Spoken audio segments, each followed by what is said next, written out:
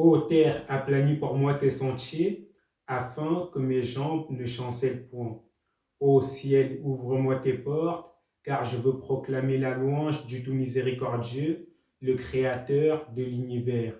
Ô mer, demande à tes vagues de se calmer, afin que mes paroles ne soient point troublées. Animaux des champs, rassemblez-vous, venez contempler le discernement. Ô humains, rassemblez-vous, venez écouter la vérité. فخلف من بعدهم خلف أضاعوا الصلاة واتبعوا الشهوات فسوف يلقون غيا. Le tout miséricordieux leur a donné des livres, vérité absolue pour celui qui cherche le droit chemin. Et voilà que dans leur ignorance, ils se sont divisés, chacun proclamant ce qu'il détient comme vérité, reniant ce que l'autre a comme part de vérité.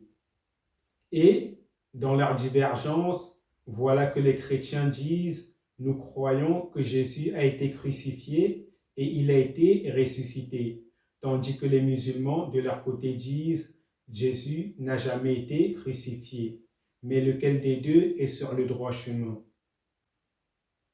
Et voilà que les chrétiens apportent comme preuve des versets de l'Évangile dont nul doute qu'ils sont la vérité. Et voilà que les musulmans apportent comme preuve des versets du Coran dont nul doute qu'ils sont vérité. Mais chacun appuyant ses paroles par des dires des apôtres et des compagnons, oubliant que les hommes ne sont pas infaillibles. Ainsi, les musulmans viennent avec le verset dans lequel Allah dit وَقَوْلِهِمْ إِنَّا قَتَلْنَا الْمَسِيحَ عِيسَى ابْنَ مَرْيَمَ رَسُولَ اللَّهِ وَمَا قَتَلُوهُ وَمَا صَلَبُوهُ وَلَكِنْ شُبِّهَ لَهُمْ. Ce qui veut dire, et concernant leurs paroles, nous avons tué le Messie, Jésus, fils de Marie, messager de Dieu, mais ils ne l'ont pas tué et ils ne l'ont pas crucifié non plus, mais ce n'était qu'un faux semblant. Et voilà qu'ils s'excitent, disant, voici une preuve que Jésus n'a jamais été crucifié. Mais ont-ils compris le verset? Premièrement, pour comprendre un verset, il faut connaître le contexte de sa révélation. Connaissez-vous le contexte de la révélation de ce verset? Sachez qu'à l'époque du prophète Muhammad, à Médine, il y avait des Juifs. Et ces Juifs croyaient que Jésus avait bel et bien existé, mais ils ne croyaient pas que Jésus était le Messie. Ainsi, entendant les musulmans dire « Nous croyons en Jésus en tant que le Messie et nous croyons qu'il est vivant et qu'il est au ciel et qu'il redescendra lors de la venue du faux Messie », les Juifs ne cessaient de dire aux musulmans pour se moquer d'eux, celui que vous considérez comme le Messie, nous l'avons tué et il n'a rien pu faire pour se sauver contre la mort. Ainsi, dans la croyance populaire juive, Jésus est mort et actuellement il est dans le royaume des morts, car pour eux, Jésus n'était qu'un humain comme un autre. Et afin de les répondre, Allah a dit ici, ils ne l'ont pas tué et ne l'ont pas crucifié, mais ce n'était qu'un faux semblant. وَلَكِنْ شُبِّهَ لَهُمْ.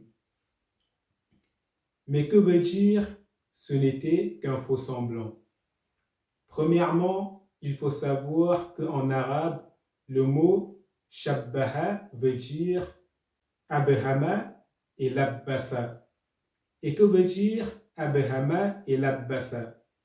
Abhama veut dire rendre obscur, cacher, obscurcir. Tandis que labbasa veut dire donner une apparence à une chose sans que cela n'en soit la réalité. Ainsi, dans ce verset, shubbiha a le sens de lubbisa, ce qui veut dire que c'était un acte apparent, mais qui n'était pas concret et absolu dans la forme. Et cela est appuyé par le verset qui vient à la suite de ce verset dans lequel Allah dit وَإِن مِّنْ أَهْلِ الْكِتَابِ إِلَّا لَيُؤْمِنَنَّ بِهِ قَبْلَ مَوْتِهِ وَيَوْمَ الْقِيَامَةِ يَكُونُ عَلَيْهِمْ شَهِيدًا. Ce qui veut dire, n'est-ce pas que parmi les gens du livre, il y en a qui ont cru en lui avant sa mort, et le jour du jugement, il sera pour eux un témoin. Donc, dans ce verset, Allah dit de manière explicite que Jésus a bel et bien connu la mort et que parmi les gens du livre, il y a une partie qui ont cru en lui avant qu'ils ne connaissent la mort.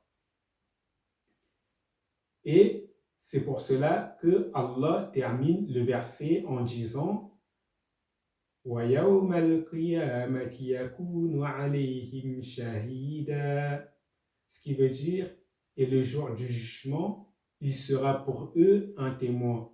C'est-à-dire, il sera témoin pour ceux qui ont cru en lui avant sa mort. De la même manière que chaque prophète qui a foulé ce monde sera témoin pour tous ceux qui ont cru en eux avant qu'ils ne quittent ce monde. Et dans ce verset, Allah parle au passé. Et ce qui prouve qu'Allah parle au passé, c'est in qui est ici un harafut tawkid, et c'est pour cela qu'il est suivi par le nunut tawkid. Donc, cela prouve que l'action du verbe est au passé, et le illa qui est dans la phrase vient confirmer encore une fois de plus que l'action est au passé. Donc, Allah atteste que Jésus a bel et bien connu la mort, mais ce n'était pas une mort perpétuelle. Contrairement à ce que les Juifs croient, eux ils croient que la mort de Jésus a été une mort perpétuelle. Et c'est pour cela que dans le hadith de Abdus Samad ibn Mirqal, il est dit que Jésus a été tué et puis il a été ressuscité et que c'est cela le sens de faux semblants. Et maintenant, tout ceci nous permet de conclure trois choses.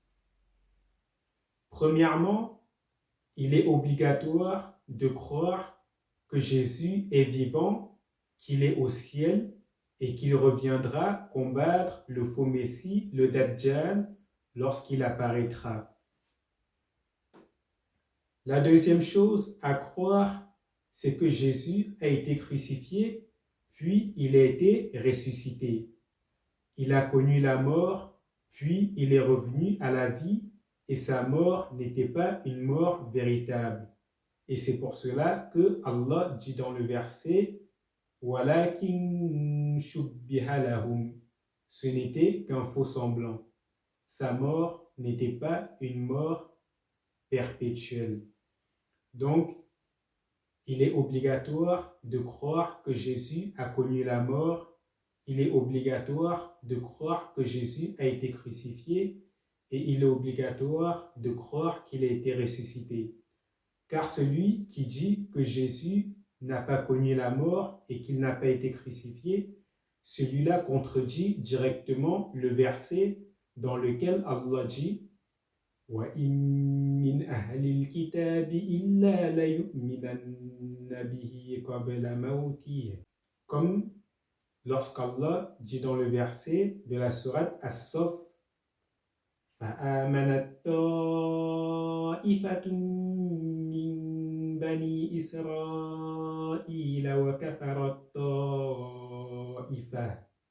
Donc, dans ce verset, Allah parle au passé de la même manière que dans l'autre verset où Allah parle de ceux qui ont cru, il parle au passé. Et par conséquent, celui qui dit que Jésus n'a pas été crucifié et que Jésus n'a pas connu la mort, il a contredit directement ce verset dans lequel Allah dit que Jésus a connu la mort.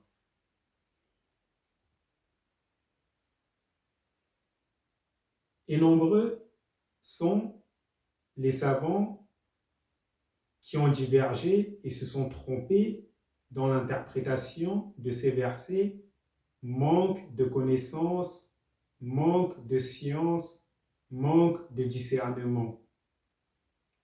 Et nombreux sont ceux qui ont répandu les erreurs des savants dans leur ignorance.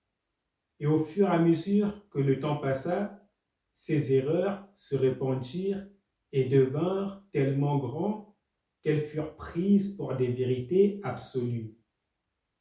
Mais n'oubliez pas une chose, tout ce qui a été dit sur le verset dans lequel Allah dit « Walakin shubbiha lahum » ce n'est pas le prophète qui l'a dit. Le prophète n'a jamais donné une interprétation de ce verset. Tout ce qui a été dit sur ce verset a été dit par autre que le prophète. Et nul n'est infaillible excepté le prophète. Donc, ces gens-là, dans leur effort d'interprétation, ils se sont trompés. Et nous demandons à Allah de leur faire miséricorde, car c'était un effort d'interprétation. Mais à présent, le discernement vous est parvenu, la vérité vous est parvenue, les preuves vous sont parvenues. Donc, nul ne doit plus douter de ces deux choses. Nul ne doit plus douter que Jésus est vivant, qu'il est au ciel et qu'il redescendra, qu'il reviendra avant la fin des temps. Et nul ne doit douter que Jésus a été crucifié, puis il a été ressuscité. Et c'est pour cela que Allah dit, sa mort n'était qu'un faux semblant. Maintenant que ceci a été dit, que celui qui a des oreilles pour entendre, entende, que celui qui a un cœur pour comprendre, comprenne, et que celui qui a de la sagesse discerne. Mais à présent, la vérité vous est parvenue et nul n'a plus d'excuse auprès d'Allah.